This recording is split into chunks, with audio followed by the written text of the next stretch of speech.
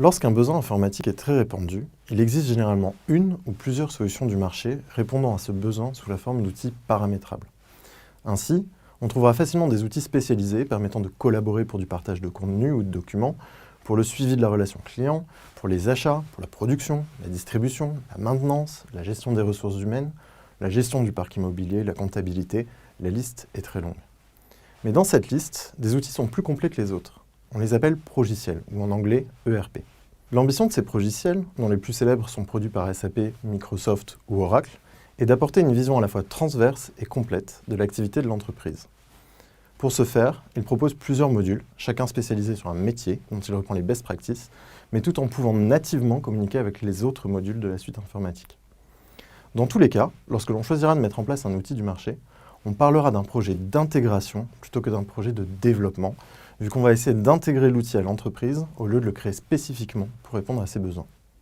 Ces projets sont sensiblement différents et commencent généralement par un benchmark, c'est-à-dire un comparatif des solutions dont la couverture fonctionnelle, la liste des fonctionnalités, est la plus proche possible des besoins en tenant compte également des évolutions futures de l'outil, ce qu'on appelle la roadmap. En fonction de ce comparatif, mais aussi de la pérennité des solutions, des coûts, services et problématiques techniques, on retiendra un outil ou une combinaison d'outils pour la suite du projet.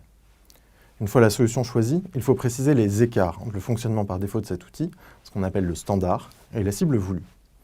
Durant cette étape dite de gap analysis, on peut identifier les travaux nécessaires, qu'il s'agisse de paramétrage prévu par la solution, par exemple personnaliser les écrans avec le logo de l'entreprise, de mettre en place des interfaces avec le reste du SI, ou d'ajouter ou modifier des fonctionnalités au travers de développements complémentaires qu'on appelle des spécifiques.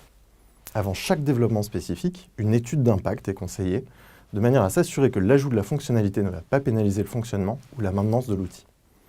Durant le gap analysis, on pourra aussi avoir une démarche opportuniste pour mettre en place une fonctionnalité du standard qui ne faisait pas partie de la demande, mais s'est avérée intéressante.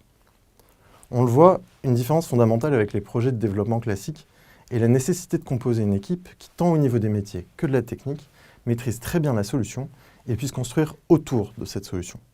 Associer les experts de l'éditeur, l'entreprise qui crée la solution, la fait évoluer et la commercialise, ou s'assurer des références et certifications de l'éventuel intégrateur, c'est-à-dire la société de services informatiques qui met en œuvre l'outil, permettra de sécuriser le projet en apportant les compétences nécessaires. Une autre différence majeure va tenir au coût de ces projets, puisque, au-delà des coûts d'acquisition et d'intégration de l'outil, l'utilisation de la solution est généralement soumise au paiement de licences annuelles. Situées entre 5 et 20% du coût initial, ces licences servent à financer les travaux de veille, de recherche et développement de l'éditeur. Enfin, une dernière différence structurante concerne la propriété intellectuelle, dans la mesure où, pour les projets classiques, le client est détenteur des droits sur les codes qu'il peut redistribuer et faire évoluer comme il veut,